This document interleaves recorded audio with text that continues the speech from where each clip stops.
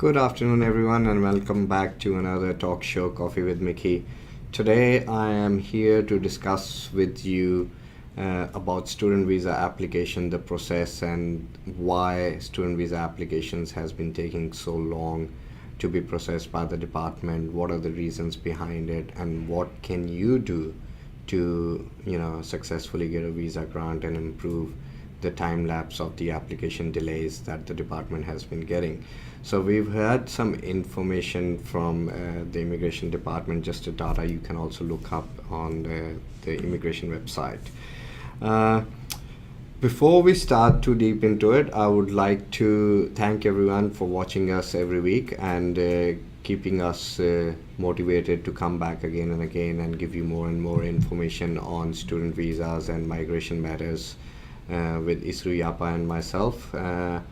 And if you have not already subscribed to our YouTube channel or the Facebook page, please click on the link below and you will be updated of every live event that is happening every week so you don't miss it for the future. Now, there has been some promotions going on. We'll discuss some of the promotions for the closest intake that is available.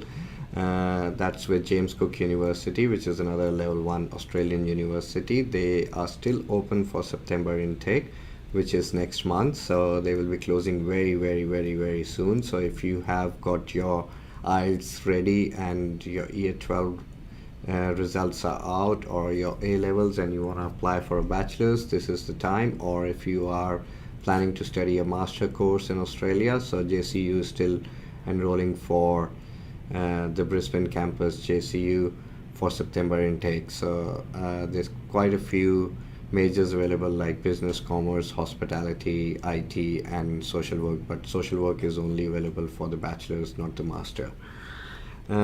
If you are looking to study in Australia in any of the trade courses, there's a special promotion for cookery and hospitality in Brisbane, Australia, with a discounted fee scholarship fee of $17,000 for 2 years. You need to pay a $3,000 Australian dollars deposit to secure a COE, and the IELTS requirement is 5.5, no less than 5. So there's an intake this month and in October as well. So if you're offshore and looking to enroll in one of those courses, please feel free to get in contact with us. This month, especially last couple of weeks, has been good. We've had quite a few visa grants. The immigration seems to be getting rid of the backlog and giving us some grants, successful grants from offshore, from Sri Lanka, India, and Pakistan. We've had a most recent grant was from Pakistan in a diploma leading to a bachelor's degree in Australia, which took over 5 months, but nonetheless, we still got the visa granted. So it has been a good journey across since the time borders have opened, and we hopefully keep the same track record for Sirus migration and education. So if you are looking to study in Australia, here's a quick snapshot of the list of partners that we can help you with, the university partners and our major closely knit college partners. So coming back to the topic, we are going to be discussing why there has been delays in the student visa. So if you have got any questions, if you already lodged your application or you in the process of lodging your application, so you might want to hear this and listen to this, because Australia, since the time the borders have opened for international students to travel to Australia, Australia has had a record month in the month of June 2022. So there were more than 40,000. So I'll show you a graph so you can see it yourself. Why is it taking so long? So in June 2022, there were 42,700 visa applications lodged, not university offer letters, but visa applications lodged in 1 month. That's too high, as compared to what was last year and the year before. This is for the July intake. So even in 2019, there were 34,000 applications when the borders were open, but this year it peaked up to 42,700 applications. So the capacity obviously is not that big for the Department of Immigration, the staff and everybody working on those applications. So they've been trying to get the backlog. So in April they were about 35, so May was another 33,000, and then June was another 42,000. So all clocked up together for results to be given out for the month of July intake. So if you have not received your visa grant, or you're still waiting for your application status to be updated on the immigration website or Vivo Check or with your agent, you might have to wait a little bit, because that backlog might take a couple of months to be cleared. And rest assured, if your visa application was a ready visa application, you will get an invite as long as you are a genuine student. So guys, visa processing times have increased obviously, but hopefully it will get better by February 2023, the next intake that is about to happen, the biggest intake, which is called the semester 1 2023. There has also been concerns. So if you have already lodged your visa application, and some of the students are lodging tourist visa applications in during that waiting period for the student visa. So if you've been advised by someone, or you have made a decision to apply for a tourist visa application, and the tourist visa application department is going to be different to the student visa application department. They're not going to wait for your student visa to be granted. And if your tourist visa gets granted even after your student visa is granted, so your student visa application that was lodged or granted is going to cease. So your student visa is going to be cancelled, or it's gonna be dead. Okay, so you don't have a student visa anymore if you have lodged a tourist visa application after your student visa application. So don't make this mistake. Don't go and apply for a tourist visa, because on a tourist visa you can only study for 3 months. So as soon as you get your tourist visa granted, your student visa application disappears. It's ceased. It doesn't exist, and you won't have study rights more than 3 months. You won't have any work rights, and then you will have to apply for a student visa again and start the process all over again. And if you're already in Australia and you applied for a tourist visa, you might have a section, an item code 8503 on your visa, which restricts you from applying for another visa onshore. So you might have to even travel outside of Australia to apply for one of those student visas or another visa that you wish to study in Australia. How are you making your application ready? So one of the very important aspects of a student visa application, complete application, is an overseas health insurance, or as we call it, OSHC, overseas health cover. Every student is required to pay for their OSHC in full. Everybody knows that. You got to pay it upfront and then lodge your student visa application. But what we might not be aware of, that you need to pay 2 months on top of your COE date, plus and some extra days if your COE is ending in November or December. So check your COE dates before applying for OSHC and paying for your insurance. So let's say your COE ends in July, so you add 2 months on top of that and pay for your OSHC, and submit your application, because these are the delays that is making immigration suffer more, and more people are getting affected.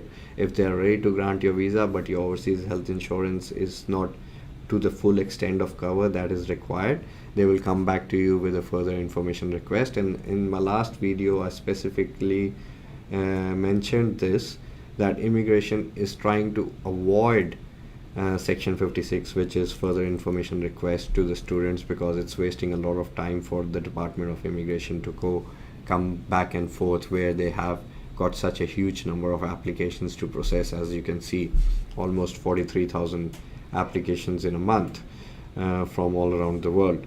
So if your CO is expiring anywhere between November to January, then you need to make sure that your OSHC is up until the 15th of March, the following March. It could be, the same year or the year following. So if it's December COE expiring, it's the next year. So if your COE is expiring December 2024, so your overseas health insurance must be up until 15th of March 2025.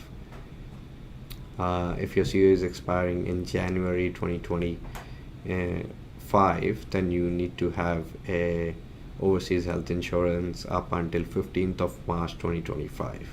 So if your COE is expiring, let's say for example May 2025, then you can add 2 months to your overseas health insurance and submit your application with the department. So overseas health insurance is one of the major delays that your visa is getting delayed. If you don't have the correct overseas health cover along with your visa application, your visa grant will be delayed. That's for sure. Good news about entering Australia. From 6th of July 2022, you do not need to provide evidence of vaccination status for international students. And if you are traveling to Australia on any visa, you don't need to do a DPD, which is a digital passenger declaration anymore. So since there are no restrictions on vaccination, so the health restriction, digital passenger declaration health restriction is also removed. So people leaving Australia also will not be asked to provide evidence of their vaccination before leaving Australia. So you can leave Australia and re-enter Australia without the proof of vaccination. The delay times is not just with the Department of Immigration. Trust me, I deal with this every day. It's with the universities as well. So universities are getting backlogged with applications as well. So if you are planning to come to Australia in February or January intake next year 2023, start preparing in time for February 2023. Don't think there's too much time. Oh, we'll apply in November, we'll apply in December.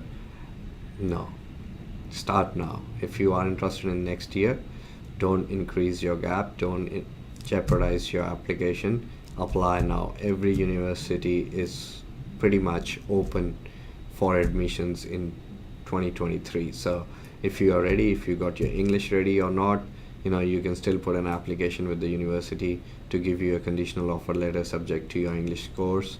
But yes, they might want to look at your A levels or year 12 before you can apply. So if you finish your A levels or year 12 in 2022, and you are probably sourcing your funds to go to Australia, so now is the time to make your application. Don't delay it too much.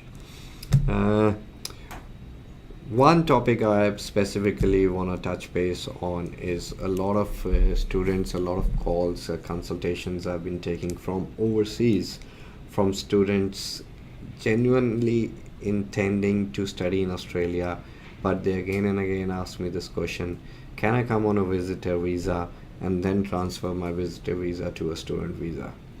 My question to you is why? Why do you want to come on a visitor visa and transfer to a course in Australia? Is it because of finance? Is it because of English? Is it because of the time delays for a student visa application?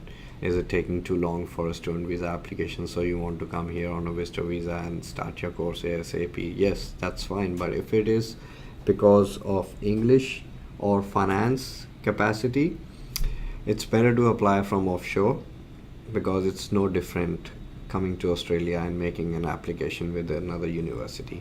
Yes, there might be some level 1 colleges who would look at your application without your English test score, and you might be able to lodge a visa application onshore with level 1 colleges.